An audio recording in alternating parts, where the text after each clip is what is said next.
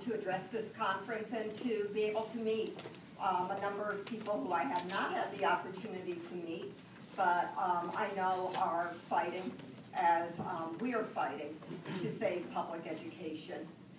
Let me just say a little bit first about my organization. It's called the Coalition to Defend Affirmative Action, Integration, Immigrant Rights, and Fight for Equality by Any Means Necessary. And we're known by the by any means necessary, and so we're known as BAM. And we were founded in 1995 in California when the attack on affirmative action began. And we saw that attack on affirmative action as being both something that posed a grave danger to the society. We regarded affirmative action programs as the most ideologically far-sighted and progressive game of the civil rights movement, to have this society acknowledge that institutional racism had shaped and still shapes education and opportunity in America, which is the premise of affirmative action. To have that be in place and to remain in place was something that we felt required urgent action. But even more than that, we saw the attack on affirmative action as offering the opportunity to build a new civil rights movement with new young leaders. And from our standpoint, from the standpoint of BAM, from the standpoint of people that had been active in the defense of public education for a very long time, it has always been our view that we don't win this fight unless we can build a new, militant, integrated mass civil rights movement that is fighting for public education and fighting for equality and fighting against the racism and anti-immigrant bigotry that is shaping so much of our society today. So that's a little bit about who we are. We took the fight around affirmative action to the Supreme Court in 2003 in a University of Michigan case. I'm from Detroit, called Grutter v. Bollinger. We intervened in that case. I'm also an attorney. As the representatives of students from all over the country. It's the first time students were able to present our defense of affirmative action, which had much less to do with the right of university administrations to determine what their student and who their student body was, and much more to do with our fundamental premise that what was being attacked was the equality and ability of Black and Latino and Native American students, and that what was summed up in those standardized test scores and grade point averages, which were augmented through affirmative action programs, was the measure of how far we had come in fighting racism in the society and how far we needed to go. And I think because that was our defense and because we could present ample and did present ample evidence on the racial bias in standardized tests, because we talked about and had John Hope Franklin testify for us about the improvisational character of Jim Crow and the new Jim Crow, because we were able to put what we were doing to express what it was that students all over the country were feeling. We were able to get 50,000 students to come to Washington, D.C. on April 1st, 2003, when Grutter v. Bollinger was heard before the Supreme Court.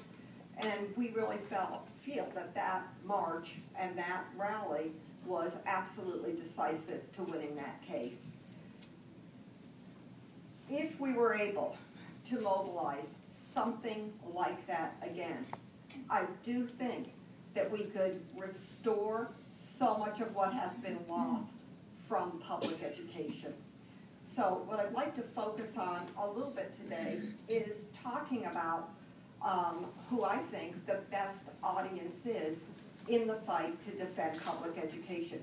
Who needs to be reached out to? And there I can say unequivocally, I think it is the students.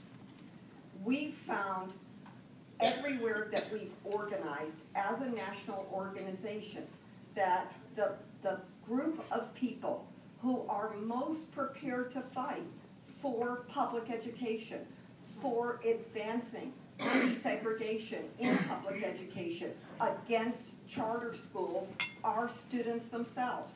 They're the least jaded. It's their lives that are on the line, and they are fearless in conducting walkouts and marches and rallies in defense of public education. What so many students have found across the country who've been engaged in these actions, and in particular with them, is how hard it is to get teachers and educators to stand with the students. There was a walkout that we had in Detroit this spring from a school that's called Cesar Chavez Academy. It's kind of the big Latino school now in Southwest Detroit, which is the Latino section of Detroit. And the walkout was organized to get rid of a racist teacher who called the students monkeys, who told them that she didn't know why she or anybody else would be wasting their time trying to teach them. And therefore she used her class time largely to berate the students.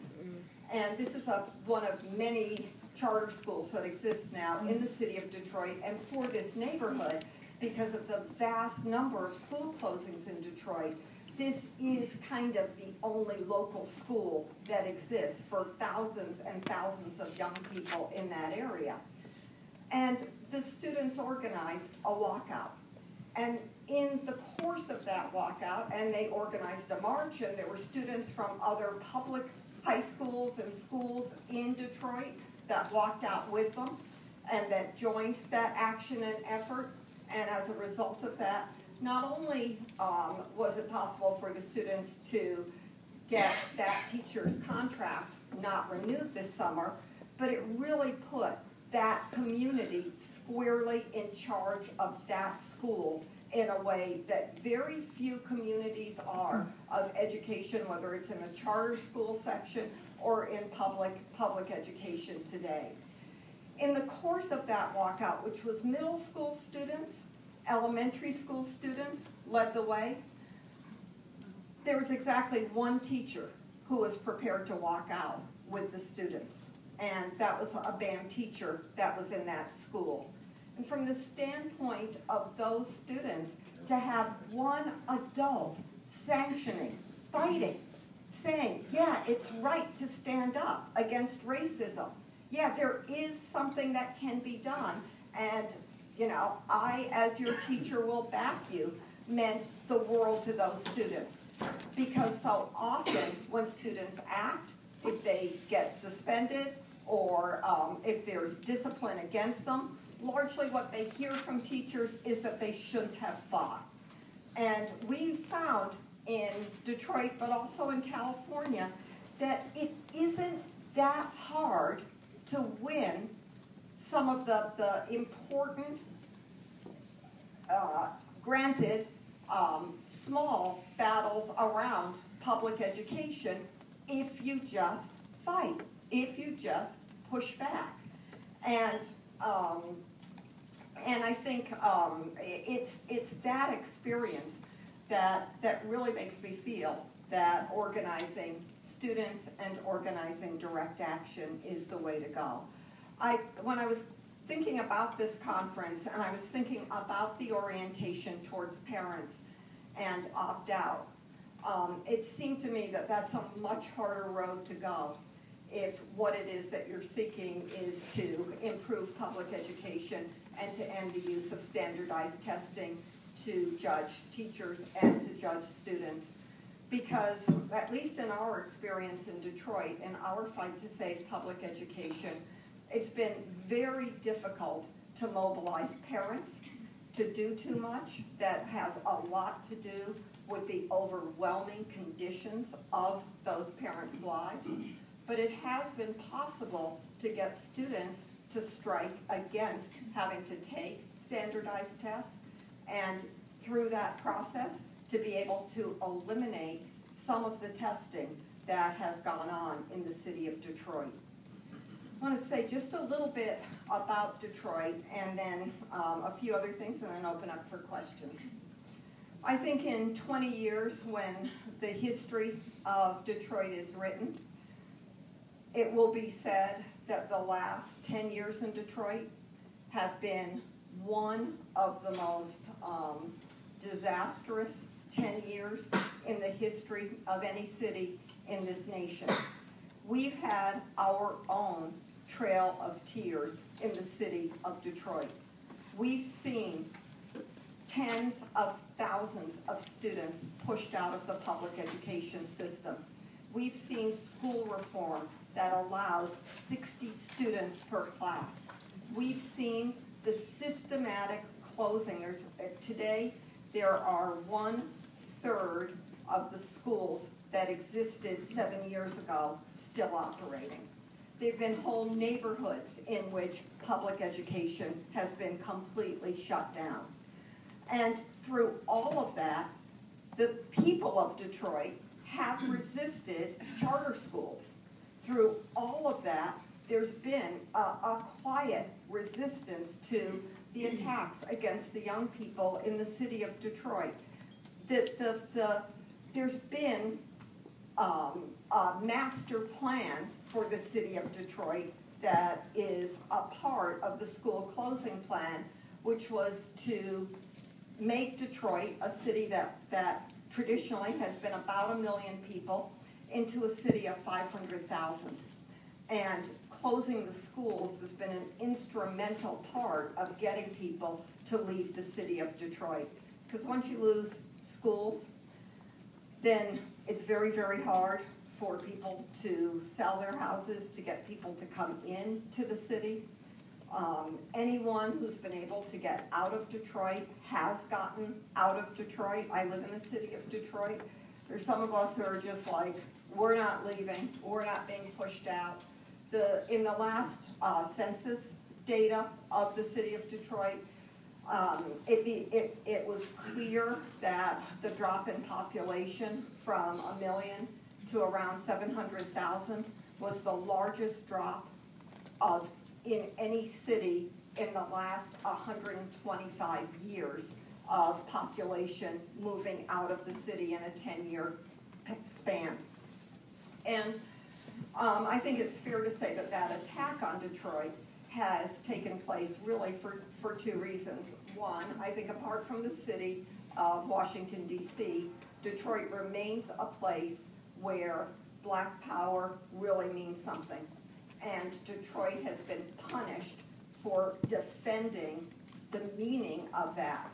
It's probably one of the only two cities in the country in which it is very hard to imagine still having a white mayor of the city, because there is just so much pride in what was accomplished after 1967 in Detroit, that there's a real sense that making the fight just to keep Detroit alive is a fight to defend what was progressive and gained through the struggles of the 1960s. I think that's really what's prompted a lot of the particular attacks on Detroit. When President Obama was after he was first inaugurated, one of the first places that Arne Duncan came to was the city of Detroit to declare war against the school system of Detroit under the guise of pretending that what was going to take place was improvement of public schools. Instead, what we saw was shutdown after shutdown after shutdown, because it was possible to get whole sections of Detroit to resist that.